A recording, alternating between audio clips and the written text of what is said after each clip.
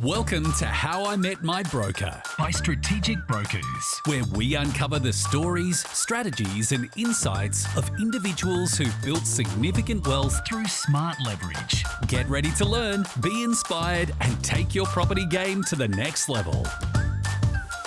Well, g'day, everyone. Liam Garman here, editor of Smart Property Investment, and today I'm very proud to announce the launch of our brand new podcast, How I Met My Broker, alongside my amazing co-host, Chuy from Strategic Brokers.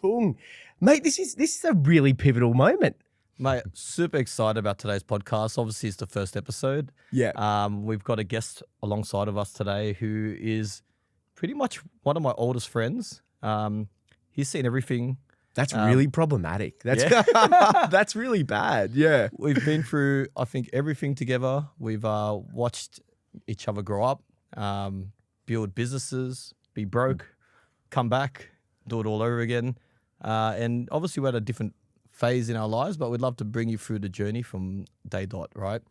And add a lot of value, hopefully, bring some golden eggs out about these pivotal moments, which were decisions that changed both of our lives in different scenarios, and maybe give some ideas. At the end of the show, also, I think Tuan's been generous to give us a bit of a golden egg from his business. So he's, I think, from what I know, I would say at least 50% of the listeners today would maybe have got a report from his company. So without further ado, I'd like to do a bit of a rap sheet about our guest today. So today we've got joining us Tuan Duong from Chuy. Tuan and I met a very, very long time ago, but I'll let him tell you that story in a second. Tuan's built a very substantial portfolio through his career and through his life, through both residential and commercial properties. Also, a lot of people come onto, I guess, SPI or onto the show talking about the size of their property portfolios. Tuan's got something quite unique where he has a very substantial car portfolio. Yeah. I don't think we'll unpack too much of it today, but there is probably close to $10 million in cars. Well, I think we're going to have to unpack it at least a little bit, because I can only assume as his broker, that's caused you a fair few headaches across your friendship and it goes back to that old adage that a lot of our listeners will be really familiar with, where it's like, yeah, we're about to get pre-approval for this place, and my client bought a car. Mate, he does this to me every single month. But I mean, you did touch on it, Tuan. We've actually been talking behind your back. Hung and I have been talking behind your back about you. He says very good things about you for the most part. I thought so. I think one example before we get into it is probably one of those cars that appreciated as quickly, if not quicker, than some house prices in Australia. Look, he hasn't taken possession of this vehicle yet. but if you do jump on my socials at some point, maybe on Insta, we have done a bit of a skit about it, about a car that. Oh, that's with the whiteboard. Yeah. I've seen it. That has appreciated faster than houses in Sydney over the last 30 years. Yeah. So check it out. But that car is amazing. Yeah, it's fantastic. Now, the name of the show, How I Met My Broker, it is a journey of how you met some of the amazing people in your network. In this case, Tuan from Chuy. So give us a little bit of insight. How do you two know each other? Where did you two first meet? So maybe I'll let Tuan open with that. So Tuan, how did you meet me? Yeah, good one. Better coming from me, because certainly it was actually a friend of mine that I had obviously since primary school introduced me to Hung. Actually, we went to a party one night, and I was 16. You were probably 15, 14.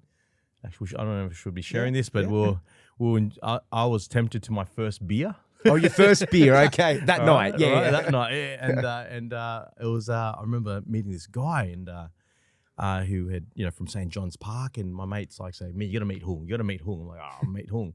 Meet this guy, and the first thing he says is like, "Mate, you ever had a beer before?" I'm like, "Never had a beer in my life." And then he goes, "You're about to have a beer." Now, what we do is we dunk our hand in this ice bucket, and we see who can leave it there the longest to grab this beer. I was like, "Is that a thing?" I was like, "Okay." So I remember just having a freezing arm, and remember, who is this Hung guy that I met? And I was completely plastered on the very night I met Hung. So that was the very beginning of our journey as friends, and a very memorable one at that. Well, that checks out. That's definitely Hung. Like, that is definitely the right Hasn't person. So the ups and downs, you guys have been friends since for the last, what was it, 24 years? Yeah. And you've been working together from day dot. Talk to us about how you guys have kind of worked together in that property world. Obviously, you bring pretty different skill sets to the table. Yeah, maybe I'll explain that. Obviously, like any world, when you do business, friendships are first, right? And I think the values that Tuan represents, as well as my values, we're pretty much co-in-line. Everything we do, we share the same values. So as we were going through, I guess, the business journey, it was great to watch each other grow and excel. I learned a lot from Tuan every day. Tuan learned a lot from me in early runs. Now he's somehow just accelerated to another stratosphere where I'm actually learning off him every day. So we're constantly learning off each other. Oh, yeah, I agree. There is a lot to learn from you, Hung. Don't put that. So yeah, we share a lot. I guess we gave each other a lot of insights, and I think the working together, it just became natural. I think like anyone else that we have in our circle or people that we work with, we really like to work with people we like to work with because it becomes quite natural. And everyone that's doing good things or adding value, we find that very attractive and very easy to work with. I guess if that makes any sense. So take us on that property journey. You guys have been working together as a kind of accountant and broker since day one, is my understanding. Maybe I'll go back to our origin story very quickly because I had a different series of events that I just explained, but yeah, no, look, it's pretty similar. We were dunking hands in buckets, and I was that naughty kid. I think I said on the last podcast. Yeah, and being troubled kid, we obviously I don't know. Underage drinking is still a thing nowadays, but back then it was, and I'm proud to. I don't know if I'm proud or I'm not proud to say that I gave him his first drink. But yeah, from there, I think the reasons we gelled quite early was also that both our families came here as migrants, so we both had that scarcity mindset. Tuan's family actually migrated here, I believe, in the 80s. Was it, Tuan? Yeah. So my father was a boat mechanic back in Vietnam, and that was in the early 80s. He had tried to escape Vietnam all of 8 times, and it wasn't until and all of 8 times he got caught by the Viet Cong, and was of course put behind bars multiple times, and it wasn't until the 9th time. And every time you do this, in order to build a boat is not a small feat. You'd have to organize families that were wealthy. They'd give you gold. You'd sort of collect enough gold to give to your boss, who was the sort of would own the yard, the boat yard, and you'd give him the money. You'd build your boat, and you'd take off. And so he failed 8 times, and it wasn't until the 9th time. And on the 9th time, it was my mum and dad who mum, dad, sister. Sister was 4 months. My dad got enough gold, put 6 or 7 families on it, including his own.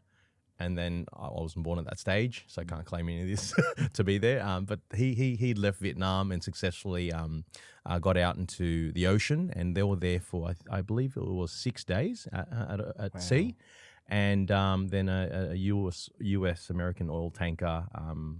At that point in time, they were doing coastal work through there to see if there was any Vietnamese people struggling in the sea. And we were there, and of course we got picked up by them and then taken to Singapore, where they were in a refugee camp for months before deciding. And back in those days, Sydney, Australia would be open to because young families, to come to Australia. If you had a young family, that was a prerequisite, because we had a problem here of young Asian men causing issues that didn't have families. The drug problems of Cabramatta and whatnot in the early 80s and even 90s. And so they cut off the migration for young males, and unless you had a family. And so my family had the choice to go to sort of US or Australia, and of course having family here already and a young family gave us the opportunity to come here, and we resided in a small place called Glen Innes. In northern New South Wales. Yes. Wow. With my mum and my mum had a family that already staying here with a sort of sponsor family, and they were there for I believe a year or two before moving into sort of Auburn, Lickham area, and then of course extending our stay into Cabramatta. But that was the gist of it. And most, I mean, the story sounds quite crazy, but in those days it was quite normal to do this. And of course, there was a lot of unsuccessful stories. Thai pirates, which I'm sure. Did you mention? Yeah, the I last think I episode? mentioned in my episode. Yeah. Yeah, what happened to my family? They being caught out by Thai pirates is common, because they knew that Vietnamese were fleeing borders, Cambodians were fleeing borders, and Thai pirates would sort of patrol up and down and on the coastline and kill the families, take the women and take the gold, and throw all the men off the boat, throw all the kids off the boat. It was a thing. So the stories, but there were a lot of, for all the success, there were a lot of people that were unfortunate, and I knew some, and that was just the nature of things. And so for us to be here, I think that's a real privilege today to even be in this position to be talking about property and wealth and whatnot. Yeah. Absolutely. And Hung, you mentioned before, you both have those similar stories, so similar the background origin stories, and you use the term like scarcity mindset. What does that mean for our listeners that might be taking some of these things for granted, especially as they're on that financial journey? Can you define what a scarcity mindset is and how maybe there are some lessons that people can learn from that as well? Yeah, I think reflecting, I guess, on Tuan and myself, on our lives and the things that I've witnessed that both of us do, that was very common traits in business, is that we don't leave a stone unturned. It's almost like every opportunity that stared at us, we would go for it. There's no ifs or buts. There's only one chance and there's only one opportunity. And if you've got that opportunity in front of you, you just take it. There's no excuses for any opportunity. And I noticed that was a common trait that we both had. Even when Tuan was starting his business, I remember, when he wanted to come, I'd call him out for lunch to catch up. We were trying to get him started. He had nothing. He had no clients. He had a credit card debt out the roof. I remember, because it was at my Bucks party. He couldn't afford to pay for anything. So you had to pay for him at your own bucks. I was always paying for him at the beginning. Yeah. But, He did. The tables turned at some point. But yeah, so I always remember this as part of, I guess, the business journey was we'd had lunch at my office in Randwick, and before he got to my office, he knocked on like 10 accountants and real estate agent stores and introduced himself. Not trying, like he just tried as hard as he could at every single opportunity, and he just put himself out there at every single chance he could. So that mindset, I guess, the scarcity mindset gives you that ability to not ever be afraid or never think you're too good for something.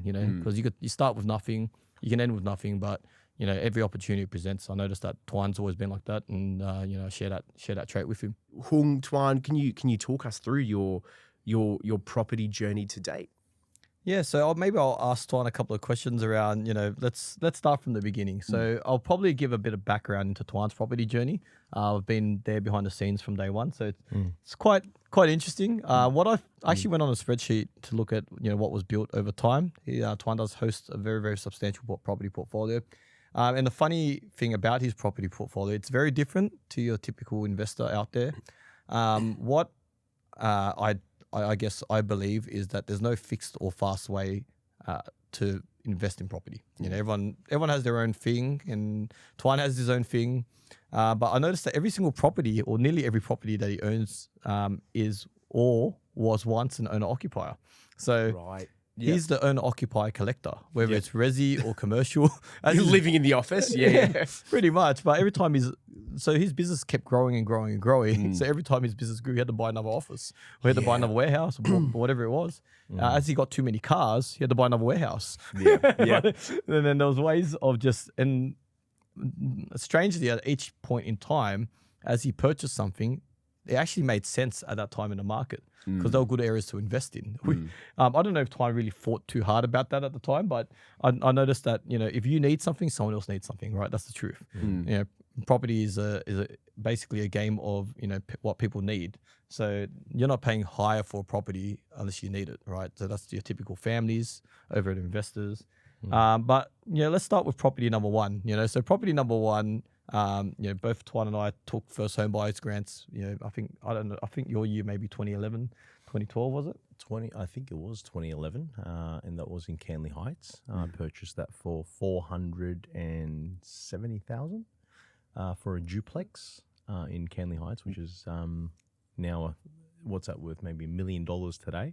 So it was at that point in time was considered affordable in Sydney, and we had I think it was a 10% deposit, 47 grand plus stamp duty, but the stamp duty was, I believe, There was no stamp duty at the free. time. You got the back or something like that, and I believe the government gave you either 14 or 21,000 20 grand in cash. Even so if you bought come up with 27 grand, and I'll be honest with you, I had already had a car and credit card debt problem then, so I didn't actually have this cash. So then, this is not inspiring because I actually didn't come up with the money, but I asked my mum for the money, and she did a parental guarantor, or I think part parental guarantor, and she also did a loan.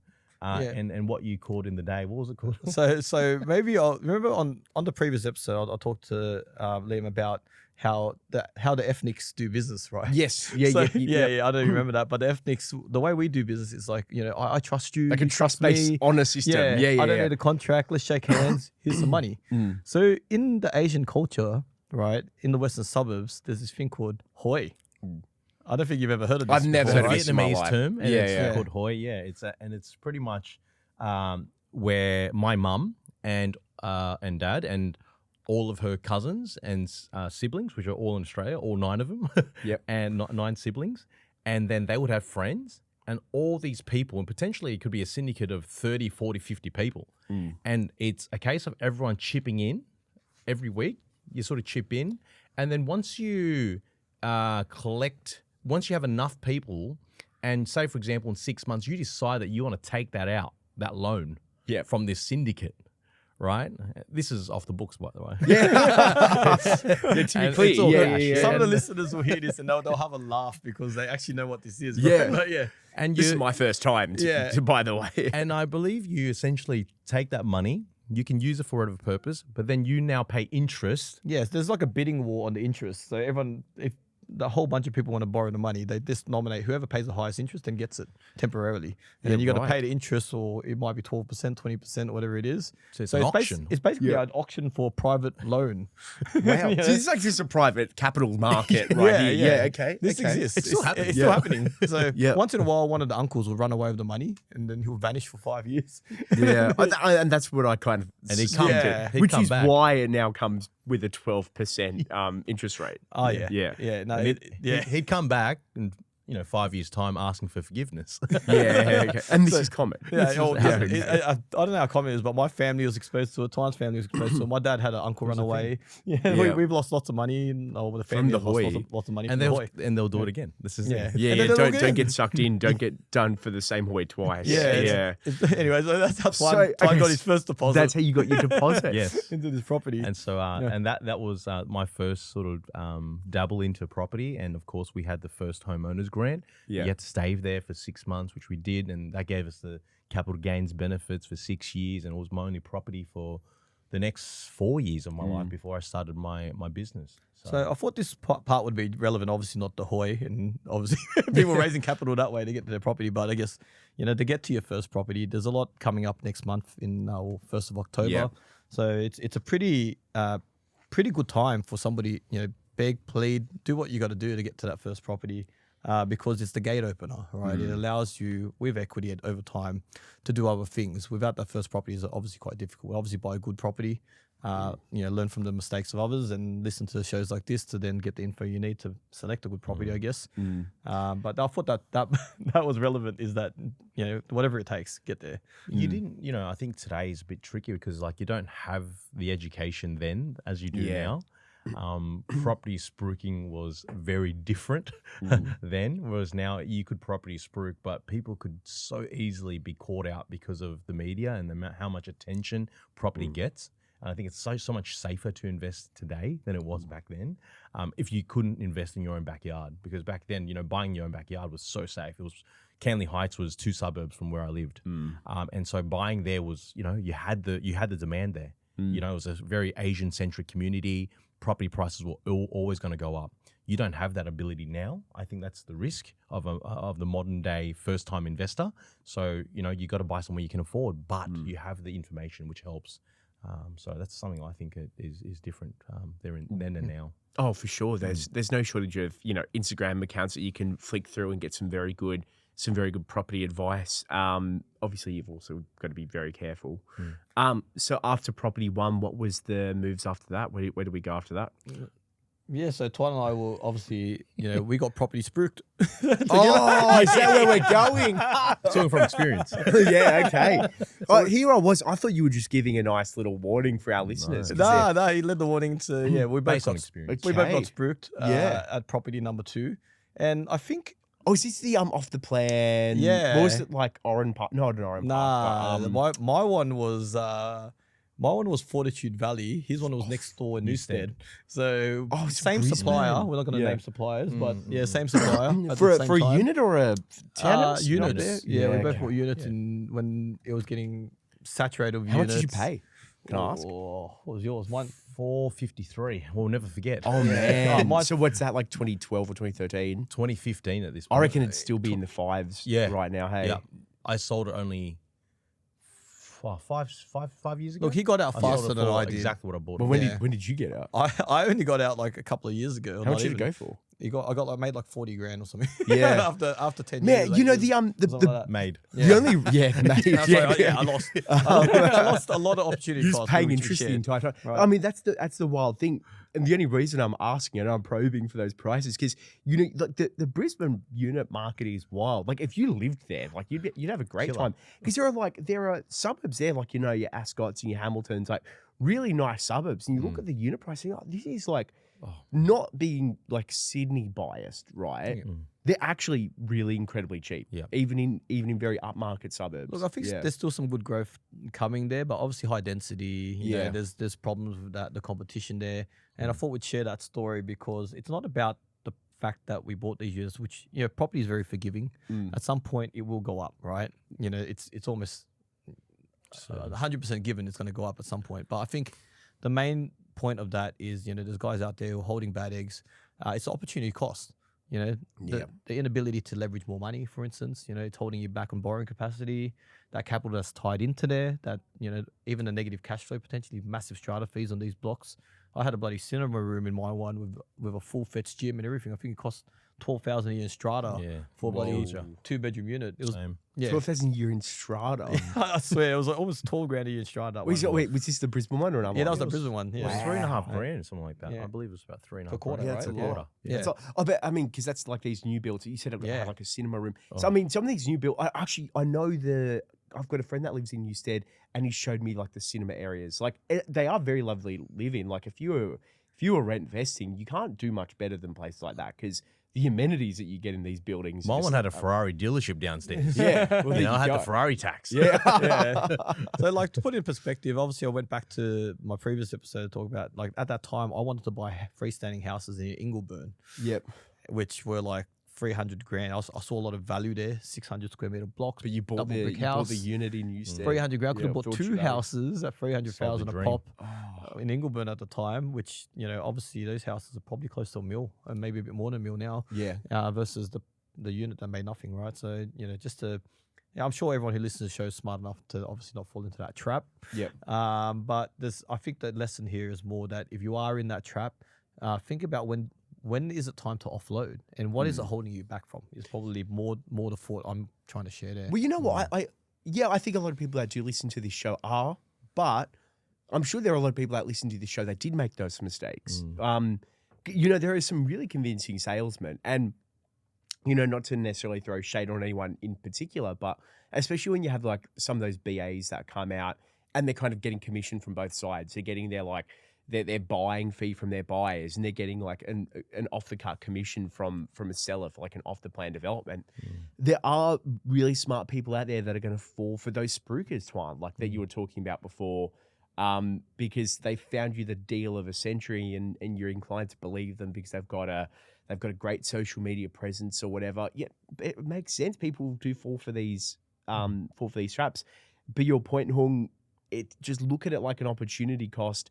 Don't just hold on to it for the sake of holding on to it, right? Yeah, 100%. And I think you need to speak to, I guess, speak to a broker, speak to somebody who understands what it's holding you back from. And obviously the opportunity cost. We've got the writing on the wall. The 1st of October changes, a lot of good value all over the country at the moment. It's probably that one time where you can see that rates are falling, new grants are coming, and you're holding on to a property that may or may not fit that criteria, depending on where it is. And is there a better move that can outperform that? So, some really, really serious thought process you have to go through. So while we're on the first home buyer guarantee, gentlemen, what are you both making of it? I know Hung, you and I were out a few weeks ago and we're having a really good chat about it. What do you both make of it? What's going to do to the real estate market? Tuan, do you have any insight? I to be honest, with my work doing depreciation, we always find that there's a huge influx of demand when there are rate drops. It is a telltale sign of the market starting to pick up. We do get a lot more inquiries when at this point in the market. Where it happens is a bit of a question mark at the moment. But I'm not an expert in where. But I find that rates has a massive impact on this country. I think with the post-COVID has brought in a lot of wealth into pockets, everyday Australian pockets. And to be honest with you, I feel like it's a sense of everyone holding back for a few years, and it's kind of a sign of the times that people are going to pounce. This is the feeling I get when I talk to people that are, I guess, acquiring property today, that there is a sentiment of positivity, definitely. Yeah, I think on my end, I think any properties that are, depending on which city and their caps for the 5% scheme. So, for instance, if you're looking in Vic and the cap's at 950 for the 5% scheme, anything sub 950 will move to 950 pretty quickly. Yeah. Right? Or the best properties at that price point, anything with good parcel of land with, a backyard that has the ability to put a trampoline and a playground for the kids, solid bones. I think those properties will perform very, very well in this next 12 months, and they're going to be really highly sought after. And you'll see a lot of them sell at exactly 950. Yeah, so that's where they're going to they're going to just stick there. And then I think the government will have to review it after 12 months, 24 months, and go, hey, look, we've got to move the needle. Every state average is going to move. Yeah. So, I think every suburb or market is going to perform slightly different. You're going to see. But I think, if you want opportunity, look for what's the best possible property if you're a family with 2 kids to go, hey, this is what I would buy if I had that cap, because the guys who are going to fight for price are the families with 2 kids or 3 kids or 10 kids, whatever, So that's the sort of property I'd be going for sure. It's a good mentality. So in your own property journey, well, see, up until this point, we've been talking about how you guys have known each other for 24 years and you've done the same moves. You got stung, it's not maybe a good way of putting it, by the same scheme. So what happened? Tuan, you offloaded a few years ago. Hung, you offloaded a few years ago. What was property number 3? How did you move on from the spruikers, so to speak? Maybe I'll speak on behalf of Tuan because he's and then he'll fill in the gaps. But he just as his business started to grow, then he goes, I need a commercial space. So rather than renting, I believe you saw a place that suited his needs. I'm going to and the rents were the repayments and rents back then for commercial. This is 2017. Rents for commercial were outstanding. Were actually just as much as repayments. Yeah. In Sydney, and it was a no-brainer, like to put down a little bit of capital on a restructure on the loan for Canley Heights, and then go and buy another property. Yeah, so to talk at that, so this is the interesting thing about Tuan's property journey, which is different for everyone. He always buys something when it's a necessity or something he needs, but when it makes sense. So every move made sense at every given time. That's the thing. And we're always Now, the beauty of it is that actually having his best mate as a broker, one of our other mates is a lawyer, one of our mates is an accountant. We have a bit of a big team that we trust. So whenever we look at something, we make smart decisions. It's almost like a syndicate that we sit together and go, hey, it's not like Hoy, but we're going to reverse back to Hoy and every time. But, I don't think I've ever been in a podcast where we've used the word syndicate this much. It's almost like Viet podcast. Well, I feel like if any police are going to be listening to this, they get a very different idea of the term syndicate. But anyway, I digress. But I mean, you're leveraging expertise where you got it. Yeah. So yeah, it made sense because it was cheaper. Interest-only repayments on the commercial property was cheaper than it was to rent that property. And with commercial, it's quite a lucrative thing in the sense that obviously your potential rent or your current, because he's not obviously renting it, he's renting it to himself, increase. People don't think about this. This is probably a golden egg for people, is that they look at commercial and go, look, well, all we're looking at is yield, right? Because isn't commercial value based on yield? But people forget that yield stacks on commercial, right? It's like compound interest. What do you mean? So if you have a 5% yield, it's going to increase every year by CPI, for instance, or whatever it is that's in. So if you get, let's argue it's 3% per year, that's compounding every single year. Yeah. So by the time guaranteed as it's well. guaranteed. By the time you've compounded that over 10, I can't remember what the cycle is, but that doubles up at some point in time, right? Yeah. So technically 10% yield on your original money, which if they're saying that obviously the capital value increases, which isn't necessarily true. There could be land value, there could be a million different things that are pushing that commercial property up also at the same time, really supply and demand. But people forget that they're just looking at today's numbers. You got to look at the future numbers, right? And I don't think at the time Tuan was really thinking about that. I don't think I was even thinking about that. I was just looking more at use case. Yeah, use case. Yeah. And I've always bought property on the back of what I needed, and I bought in areas where I wanted to be, and typically those areas were. This property here was a commercial property in Newington, which is sort of wedged between Silverwater and Lidcombe. There's a bit of a pocket. It's actually another quite Asian-centric area where a lot of, that was the type of community around there. But it was, part of this facility had an ANZ bank, a Westpac, a NAB bank, business banking. That's where they're primarily located. And this property was only $440,000 at that point in time, and I could fit something like 12 staff in there, which was it was a nice little property. Yes, it was strata titled. But it was very simple. There was no lifts. They were kind of like boxes with sort of office space in both levels. So it was used primarily for that. But the great thing about this property was $440,000, no GST, because it was it was a going concern where they wanted to use the property after we we settled, which meant that I didn't pay GST. But the kicker is once I moved into this property, I did a full renovation. Not expensive. It was something like 80 grand, 100 grand.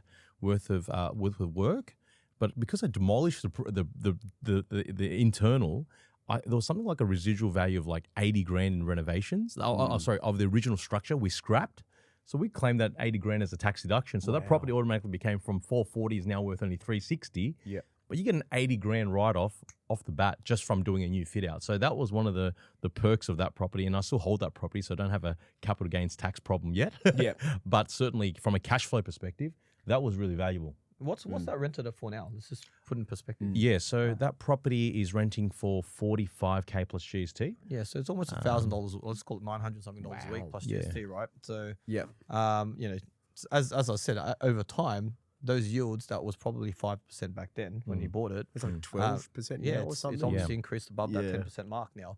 And that will continue to grow but compound at a much more vicious rate over the next cycle, and right? CPI is now most commercial properties because I know I rent one side of my building where I'm at now.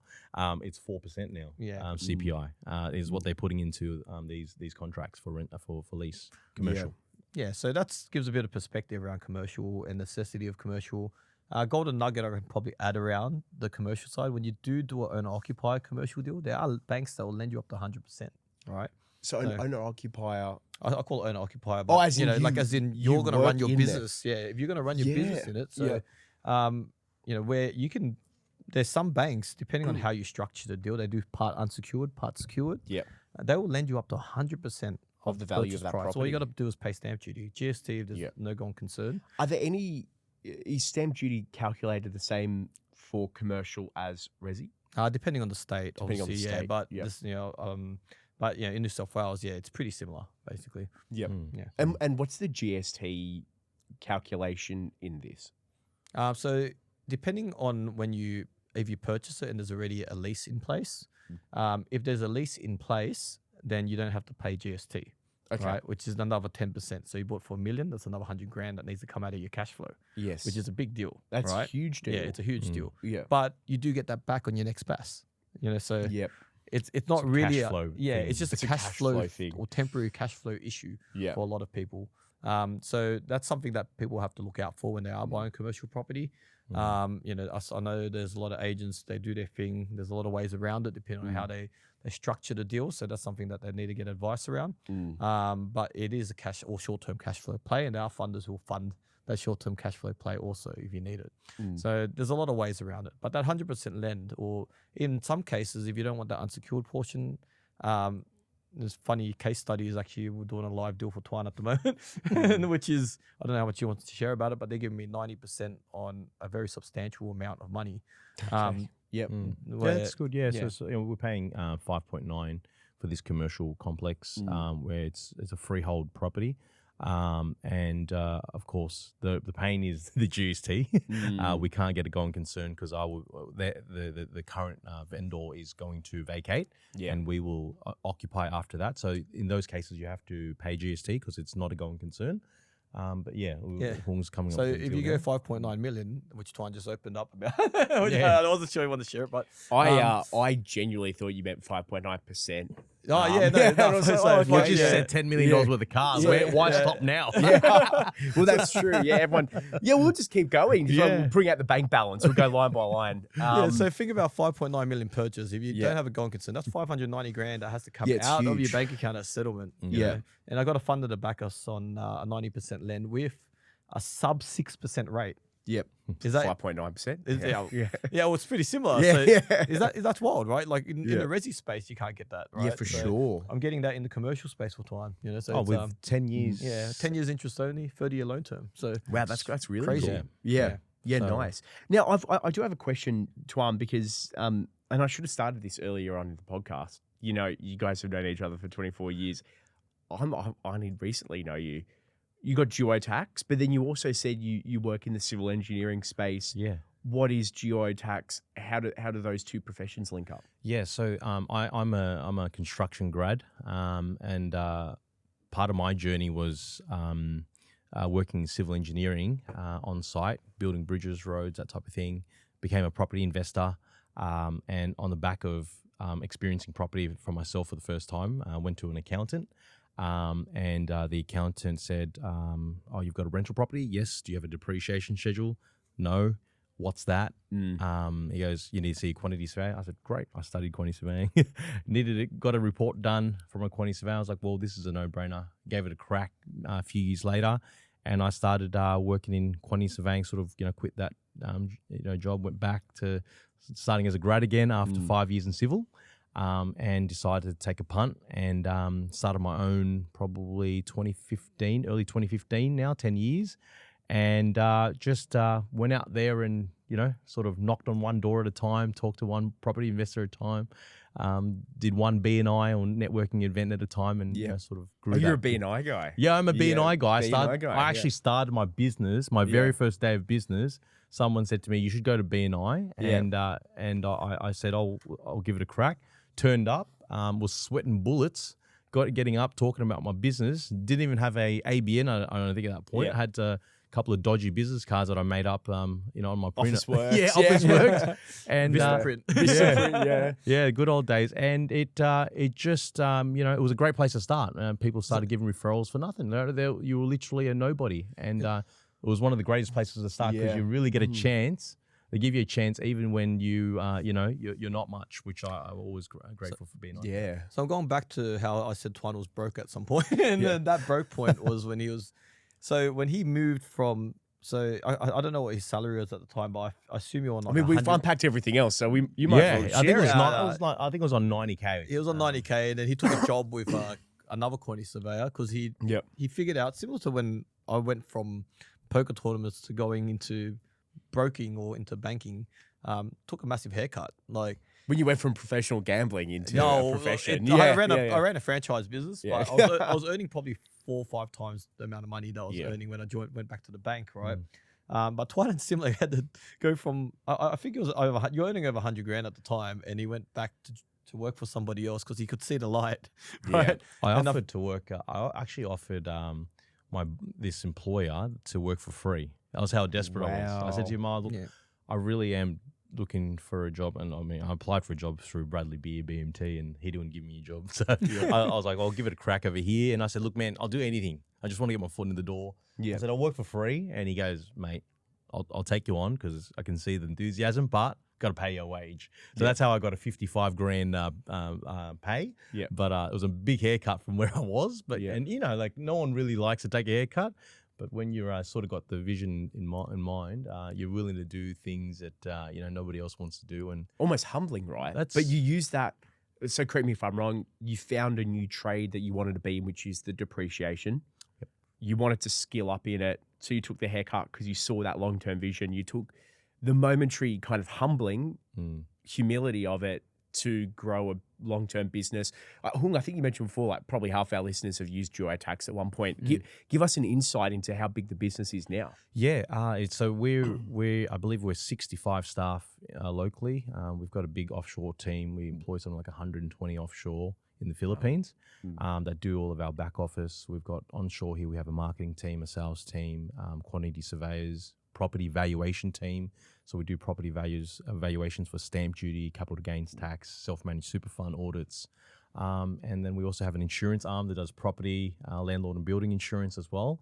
So that sort of forms the whole organization between Chuy insurance, Chuy tax depreciation, and Chuy tax property valuation. So that's, and I sort of, I'm a managing director on all of those properties bar the insurance because I'm not an insurance broker by trade, Yeah. Oh, that's fantastic. So throughout that journey of you building up your own business, you in and out of commercial properties, scaling up as the business scaled up. Did I get that right? Yeah. But I always continue to rent out these properties that I would occupy. So the Newington office, I would rent that out as I relocated to our current office now. And we've been there for 5 years since COVID. That property there was, you know, also another killer deal, which I'll let you take control of the conversation. You did it all, and I was just there merely choosing a property. Yeah. Look, Tuan always comes to me with these crazy ideas, and it's, you know, I think in a fortunate sense, especially with our peers or our, you know, inner circle of friends, that we're all professional services. Yeah. So he will come to me literally every few weeks with an idea. This is a man that doesn't stop thinking about buying things, right? Like he's got a shopping problem. So retail therapy. Yeah. So whether it's a commercial property, whether it's a resi property, whether it's cars, it's one of the three that pop up every single time. Yeah. Right? To be fair, the cars that he buys, they're, you know, you'd think of his nowadays. Nowadays. Yeah. Ironically, he's the depreciation man who buys depreciating assets. Yeah. Actually, okay, can you share, has there ever been a time where as a broker, you've had to say, Tuan, no? All the time. All the time. Okay, well, there you go. I say no to him more than I say yes Here I was thinking I was talking to a really successful businessman. You go, no, of course, he's so frugal with his money. He would never do anything like that. This guy's the least frugal guy. but in saying that, so I don't know how many times I said no to him, but... and it has been justified always. And Hung's always been a great sounding board because he's a mortgage broker. I think he's more than just a mortgage broker for me. He's someone that understands numbers and he's very, I guess, what is it called? Level-headed when it comes to making decisions financially. He's not emotional about his decision making, whereas I can very much be. Yeah. But I'm not a professional advisor by any means. Like I'm not a financial advisor. I don't play in the financial space. I'm advising about depreciation, and it's very specific. I don't get into numbers about, okay, what's great property, what's not. That's not me. We have buyers agents we work with that refer us clients, and accountants that refer us clients, and they make those financial decisions for people. And Hung's one of those people in my life where I can bounce ideas off, and it feels safe to have that, right? And that's what a mortgage broker should be. Someone who has got your back, because they think take all that emotion away. Like, oh, I got this great idea. Yeah. You know, here's his car, you know, I want to buy, or here's this house I want to buy. What do you think? And he goes, whoa. Great. Bellevue Hills or Bellevue Hill. but is it a good decision financially? Okay, where is it? What pocket is it in? And someone to give that, someone you can listen to have the conversation and stack the numbers and take away all of those feelings. I think that's someone you want to have on your side. That's what Hung is to me through the journey. I think with the things that Tuan throws at me, I've had to do a lot of calculations throughout the years. But I feel that because we know each other very well, I know what he would understand. You know, it's like what do you call it? Writing a book for dummies. No, it's just I'll basic it down and go, hey, look, why do you want that property? And he might just say, oh, look, the big dog over there's doing it, right? And I'm like, all right, big dog over there's doing it, but what's the actual numbers? Land tax, this, that, 2% yield, and we look at it and go, what's it for? Is it to show off at a barbecue, or is it vanity, money? right? Like sometimes it is. And sometimes you can be honest with yourself, like, oh yeah, I'm buying it for vanity. Yeah, like, okay, well then if you really want it, we'll make it work. I mean, I'm working with all these clients, and some of these clients, they're coming to us, like one of the commercial buyers agents we work with, he's coming to us with like properties, $25 million shopping village. I'm like, man, let's get into it. Yeah. And then I look at the numbers, like, am I ready for it? It sounds great and all, but like the commitment required would set me back so hard for other things I'm trying to achieve. Yeah. So we look at the whole picture, I think, and sometimes there's decisions that can be made that are correct. And I'm a very intrinsic value kind of guy. I want to, if we want to go into a deal, we want to make sure that a lot of the pieces stack up. That you're not paying for just, I guess, a theory of something being worth a lot more. Yeah. That commercial property that Tuan bought, he's got a freehold, owns the land underneath it. And then we sent that deal actually to one of the commercial buyers agents to get them to review, because they're a mate of ours, which we're fortunate to have that free advice also. So cost me a beer. It cost a couple of beers and a steak and a few more steaks. But I think that the fact of that property, he came back and goes, yeah, look, per square meter, based on office space, in Parramatta, this is worth. It's pretty much bang on the money. Yeah. And I'm like, mate, if it's bang on the money, you are on an absolute winner here, because you own the land underneath it. And people aren't looking at that. Your intrinsic value, if you're going to just sell them a strata titled offices, right? It's a 4-5-story building, 5-story building with a 16-car garage or something like that. Yeah. Tuan bought it for the garage, not for the office. Yeah, need the extra space. I've been accused of that many times. But yeah, just that intrinsic value. It's like free land. Yeah. You basically, strata title, sold half the building, kept the garage, or sold the whole building, or sold all of the strata except for the garage. I want to be very happy. And strangely enough, when I'm looking at these properties, it's like I'm not looking at it from a numbers standpoint, because I'm not good with that. That's what a buyer's agent will do, or a commercial agent, or someone that like Hung, who has a lot of experience in crunching the numbers. But I looked at it from, okay, I've got a problem at the moment is trying to find a car park for 65 staff is nigh impossible in Sydney, right? Metro Sydney. So you've got to find something close to the station. That was so important. Something close to car parks available. And so this property in Parramatta was close to sort of all the where was it called, like they've got the justice precinct in Parramatta, so you've got all the courts. So there's car parks everywhere, 8 minutes walk to the station. So it meant that we had the availability of that, and so for those factors alone, it made sense for us. But then from the purchasing standpoint, I wasn't sure, and so I bounced the numbers off Hung, the commercial buyer's agent, and it just seemed to be a very good deal, and we pulled the trigger on it. Yeah, so that's probably the important thing about Tuan's portfolio. It's not necessarily, a lot of us are out there hunting for deals. His one comes, he's still obviously has been putting properties in between that as well, right? But every single deal that pops up for him, it's almost like a necessity thing. So a lot of his, I guess the money he's made in property also was obviously from commercial or from resi, from necessity. First home buyer, needed a home. The second property, let's go into that very quickly. That was the bad one. How could you forget? But then then the second owner occupier, let's go into that one. So then he ended up buying a house in 5 Dock at the time, and I think at that point when you bought that property, I believe you paid at the top of the market, right? And the price came back, but this shows how forgiving property can be. What year were we looking? 2017, I think it was. And I bought a property in 5 Dock, small block. Yeah. And I'd been so amateur about buying, and it was a bit of an impromptu buy. I was like, oh man, I love this property because it's park front, and it was on the main drive, and it was nice, but it was an emotional buy. Yeah. And I suffered for such a long time, isn't it? Yeah, there was no equity in that property. But then again, 2017, 2018 became top of the market because there was a big rush from 2010 to 2017. And it kind of pulled back after that. It did, yeah. And it wasn't until post-COVID did people start to feel on COVID. Did people still feel that? But now it's really bounced back. It's that really property. it's gone up a decent amount. I'd say paid 60-70%. Paid 1.9 for that. But at the beginning, it Well, was, in 5 doc, it's like such distant numbers now. 1.9. yeah, it is. And this is funny thing about actually what Tuan does. Every time he buys a property, he basically guts them, and so he'll gut it out because the depreciation man. Understands. We got the depreciation man. He here, understands the numbers around depreciation. So Hopefully no one's looking. So that's where his business shines a fair bit, right? So compared to a lot of the other companies out there, you can actually get a little bit of advice in the space that the BDMs will talk. You know, they're getting those conversations with clients about, you know, what does this actually look like? And then obviously they got to send it back to their accountant. But they're getting a bit of feedback. You know, Tuan's putting a lot of stuff out on socials, and giving people information that they need to help them make these decisions or really quantify these decisions, which is actually it's a big game changer when you think about how to renovate. Then you think about your tax algorithm between, you know, what you're doing in your business and the rest of it. But yeah, that, like for each property that he bought, there was always a necessity, and he'll slip a little lazy investment in between each one. Whereas I'm probably more the gun ho, you know, just keep going and investing because I know that I can outperform anything else with these investments at any given time. So that property ended up, it's finally done its course, but for a little while, it's almost the 5 jock one. That would have done its course plus a little bit. Yeah, it almost had like negative. It went backwards almost for quite some time.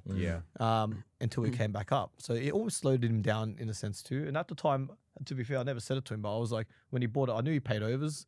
And then I was a bit like, man, you know why? I'm like, it's okay because he's been on the floor because I know it's going to forgive him because this is 5 doc. You know, so and we had a lot of fun in that house. So it's going to those markets are always going to be quite buoyant.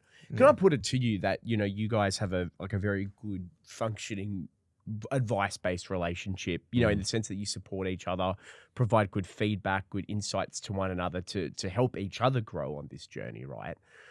I'm gonna say probably like 99% of our listeners don't have that relationship, and I'm gonna say with their broker for you, Hung, like 99% of people wouldn't have that relationship with their broker in the way that you guys really candidly, openly speak to each other, help each other out.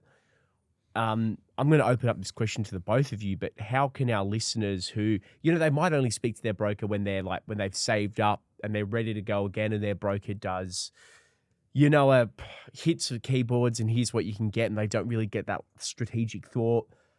How can people get the relationship with their broker like what you have?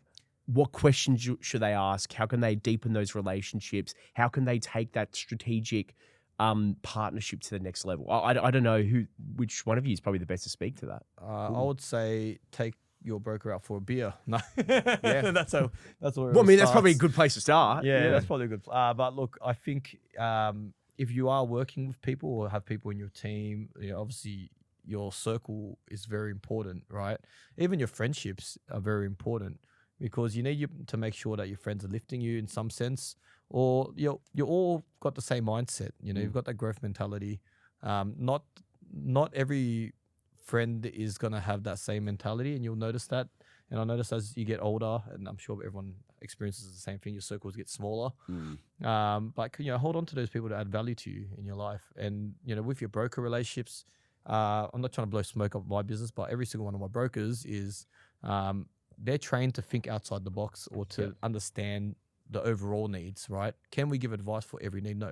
We give advice for the finance side, but we look at the big picture and do the numbers and say, hey, have you thought about this? The art of the possible. Yeah, and this is who you probably should seek advice from for this piece, that piece, or any other piece, right? So taking that holistic view or having somebody in your court is so important. Whether it's one person, 2 people, we're very fortunate. We have a whole syndicate. There we go. Back number 4. Yeah, maybe I got a bit to add to that because end of the day, Hung and I are friends, and this is the analogy I use even with staff, people at work. And I was like, the people I work with, I choose to work with, right? And whether I have a beer with them on the weekend or not, it doesn't matter because them and I we have a mutual understanding when it comes to the workplace. Is that we're here to perform, we're here to do a job, we're here to kick goals, right?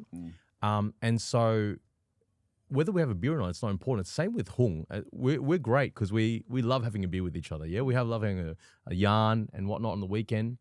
But I don't have to choose Hung as a broker. He's a friend. He's a great friend. But the reason why, and I think a lot of people can resonate with this, the reason why Hung is such a successful broker in his own right, and I've asked for him to take care of my personal, is that he's the type of person when there's no vested interest in talking to you and or even getting your business, when he talks to you and he's got no agenda hidden behind the conversation, meaning that if you've got something that you need to ask professionally and you ask it and they give you the time of day and they give you their honest opinion and the way they set up or structure that conversation, like, I'm going to put myself in your shoes, because someone who does that is always going to think of you in mind at the end of it all, when it all turns to crap, right? When the interest rates rise, and when you've potentially got a pay cut, or when you're in a hurt situation, will you be okay to hold on to a property, for example? Those conversations, I think not everybody is willing to have, and it takes time when they do want to have it, and someone like that will distinguish whether that broker is going to be the right fit for you. And it doesn't need to have this 24-year relationship to let that flourish. You really need to have conversations with, maybe take 5 people, 5 brokers to go through before you build that synergy. And it's not about having a beer. It's just having an open conversation. This is my situation. If you were me, what would you do? And let them guide the conversation. I think that's what Hung really excels at. And to be honest with you, Hung hasn't always been my mortgage broker. But not for all the transactions anyway. So, but because just FYI on record, I've got a whole family of mortgage brokers in my. So you have to share around the syndicate. I did. And it was the worst decision because at that point in time, it didn't work for me. Yeah. But over the years, even though I had to use family, you know how it goes with family, you sort of, how can you not use him? You should feel guilty. That's how I felt, right? Yeah. But along that journey, even though I was using different mortgage brokers, Hung was always there to say, hey, Tuan, you should still look at this and look at that. Not trying to take my business, but purely trying to give advice in a friendly way and in a way that would support me as a person. And I think when you meet someone like that, it's a no-brainer. So for me, that's what I encountered, and I would encourage others to follow suit. Oh, for sure. Hung, any other questions for our amazing guest on your end? I think with Tuan, he's also. Oh well, I think on our show we want to add value to our listeners where we can. Tuan, I actually sprung him up on him last minute ago. Hey, can you give, I guess, the listeners a bit of a discount or something? We had to use that scarcity mentality and go, look, if we can give our listeners something, it's always nice. Yep. But so I proposed, look, anyone who bought a property, I guess, last financial year, or this current financial year, I think we'll open up for like a month or two. Tuan will, you've got a link on your website that he created for me about 5 minutes ago. This is how fast this guy is with systems processes. But I think Tuan, maybe tell them about what you're offering. Yeah, so we've our standard fees for depreciation schedules on residential properties are $700, including GST. Just because of the podcast today, I did create an exclusive link for Hung and the team, and the link is jurytax.com.au/SPI. Oh, that makes it easy. And then you'll get an exclusive fee of $550 for a residential report. And for those listeners that don't know what depreciation is, just give me a call, use the reference, saw you on How I Met My Broker podcast, and I'll workshop whether it's worthwhile getting a depreciation schedule. If there's nothing in it for the client in terms of a depreciation deduction or tax deduction, then of course we don't charge for it. So just a simple question of asking. Yep. If you don't ask, you don't get. For sure. Now, Hung, any other points on your end for our amazing guest? I think I'll just share one last story before we go, which is, to probably reiterate the importance of that relationship that you have with your broker or your team. So brings us back to maybe a case study with Tuan himself, where him and I and a few friends went out, had a really big night, And This keeps happening in yeah, your stories. This just seems to be our Is this common with the trend. syndicate or Yeah, is this with someone else? yeah, this is the same group of people, right? Yeah. That we've had friendships for a long time, but I think we went out to the early hours of the morning, and then I finally got to bed at whatever time it was, 4 or 5 in the morning, and get a call from this idiot at 7 in the morning, and he's like, "Oh, I saw this property I really like." To let me sleep. Yeah. Auction like, day. it's auction at 11 a.m. haven't Oh seen my the property, haven't reviewed the contract, haven't done anything, but I want to live here. I really want to live in Annandale, right? And he's like, this is it. It's got this big garage space at the back. Yeah. It's Ticks the perfect for boxes. my 4 cars. Back then he had 2 cars, probably wanted 3 or 4. Now is that, I don't know, 10, 15, whatever it is, right? But so this is a wild story because he didn't call me, and I was like, I didn't know if he could do the numbers. I was hungover, trying to get my head in, jumped on my computer, started playing with all the bank calculators, and I'm like, Tuan, he's like, can I bid? I'm like, you can, but the lending cap in this area at this exact moment for luxury properties has gone a little bit back. You can only purchase for a maximum of 2,999,999.99. $1 less Yeah. than a million. If you 3 spend million. another Yep. cent, You're out. The LVR goes down to 70%. So it was 80%. He had the capital for 20 at the time. Yeah. And then he goes, all right. So then he calls the other guy who was there, which was our solicitor, gets the contract reviewed, does this quick whoosh around the property, doesn't even look at it. He's looking at the land value because he's going to gut it and do what he does eventually, right? Yep. But yeah, he goes to the auction, and then the highest bidder went down to the final bid, and the highest bidder We're went up. spending $10. Yeah, they were at the going to end. $10 a So parcel. it was 2,999,990. Oh, so you were $9. And I was like, oh. And we were bidding $10 at a time. Again, So- just and me and one another more guy. $10 is going to push you over. Yeah, so I was like, yeah. I said to the agent, can I bid like dollars now? He goes, you can bid whatever you want at this point. So we went to 2,999,999 on the contract. And we and the other guy dropped out because the Did other he guy actually? Oh, because the other guy had the same problem. His Yeah. broker must have said you can only and probably bid, yeah, it'd be the exact same. So whoever gets to 9 recurring. first. yeah, to the recurring 9. Yeah, to the then you 99 start getting cents. into the cents. We could Oh, post that thing wow. up and you'll see it on RP data. So the wilder part of this story is that he moved into the property, Yeah. and the plan was to gut it, and then went to move into it, started the renos and the gutting and everything else. No And- DA. Yeah, No DA, of course. Yeah. yeah. So then the neighbors just like He was decided a to- lawyer actually, yeah. and he decided Probably not what you want as a No, neighbor no. when you don't have a DA. Yeah, and he on my wedding day, he called me up. He goes, "Mate, council's coming around." Oh, council called me and said neighbours have complained. There's a stop work on your property. I'm like, oh, my wedding day. Yeah. so then I had to decide what to do, and I was like, man, I'm gutted. I've got to go DA and wait another 6 months, 9 months, whatever it is. Yeah. And I walked down, and the wife and I, we come back from our holiday, our honeymoon, and we're like, what are we going to do? Saw this auction the following week down the road. Same size block, and 500 square meters in Annandale was rare. Yeah. This place went for $5 million. I was like, I just bought mine for 2.9 recurring.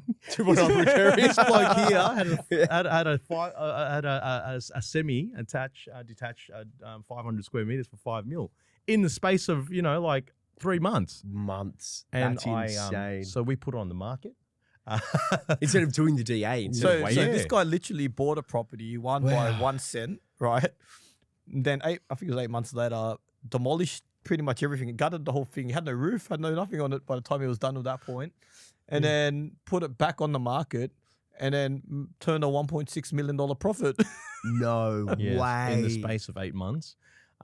Even though you sold a shell, like an empty. it was So actually really hard to get finance on that property because it was dilapidated. Yeah. So people were struggling, and we had only one buyer, Yep. but one buyer nonetheless. That's all it takes. Yeah, at 4.4 million, and the agent said to me, "Great deal, Tuan. Here we go." And it's been on the market for maybe 2 months at that point, Yeah. off market. And then he goes, "Let's take it." I was like, "Let's just take this." I'm like, "No, let's just go to auction this weekend." Sorry, it was on auction, but he tried to beat it from auction, and he goes, "Let's just take the deal at 4.4." I was like, "No, there's more in it." Yeah. And so we took it to auction. On auction day, no one bid, so we did the vendor bid. Yeah. at 4.5, and we're doing 100 grand increments. The first bidder did 4.6. We put on the hammer, and it sold for 4.6. Yeah, I paid $3 million for this property. Yeah. And so it was crazy times. This is like late 2021, a peak of COVID and property, and so that was one of the. It's a good extra 5 or 6K for the selling agent as well. I don't know why he tried to get it down. Yeah, because of no other bidder. To be honest, at the time was actually I was saying take I was like the other angel on your shoulder saying, Or sell, yeah. At 4.3, man, you've done nothing but dilapidate this property, and now you're turning a 1.7 million problem. Like, mate, take the offer. Yeah. And I was like, but at the same time, we had a barbecue, so we were all just discussing it. Trying You to had work about out. 15 people giving you their everyone's opinions. giving input. But Tuan followed his gut, I guess, and his instinct was right on this, which was great. Yep. Obviously the agents are pushing to just close the chapter For sure. not from any dirt on the agent or anything like that, but Tuan ultimately made the decision. I think And they that's- agreed, of course, Yeah. and at the end of it. And a lot of these decisions, I must say, stems from, I've got a thriving business. That's one thing I don't shy away from, is that the business supports a lot of my decisions financially. And like even talking about, $10 million worth of cars or $20 million worth of property, I make a lot of these decisions based on knowing that there is a very secure business that is for sure. funding my lifestyle, funding my financial decisions, and that's not for everybody, right? End of the day, and but it is something that people can take lightheartedly in conversation with what we're talking about today, anyway. Yeah, absolutely. Yeah, I thought I'd just leave you guys with a bit of a laugh. The moral of the story is, I guess stay very close to your team. I always say that, but the importance of having that surrounding influence of people giving you the feedback on your different scenarios, or putting a property auction that can't get finance on it. Yeah, so. But keep your team close. But look, I think that is all we have time for today. Thank you so much for joining us on the podcast, Tuan. Thank you. And actually, one more thing. What was the URL again? Yep, duatax.com.au/SPI. We kept it so easy for you. And thank you so much for joining us. That was the first episode of the How I Met My Broker podcast with Chuy, Director of Strategic Brokers, and Liam Garman, Editor of Smart Property Investment. But that is all we have time for today. Stay tuned for our next episode of How I Met Your Broker. In the meantime, if you do want to learn more, contact myself or Hung. If you do have any questions, anything that you want us to cover, Hung, what's the best way for people to contact you? Yeah, just jump on our website, and it's www.strategicbroker.com.au, or just Google strategic broker. You'll find us nice and easy. Yeah, nice. And that is all we have time for today. Thank you so much for joining us on the podcast, and we'll be back shortly. But until then, bye-bye. The information featured in this podcast is general in nature and does not take into consideration your financial situation or individual needs, and should not be relied upon. Before making any investment, insurance, tax, property, or financial planning decision, you should consult a licensed professional who can advise whether your decision is appropriate for you. Guests appearing on this podcast may have a commercial relationship with the companies mentioned.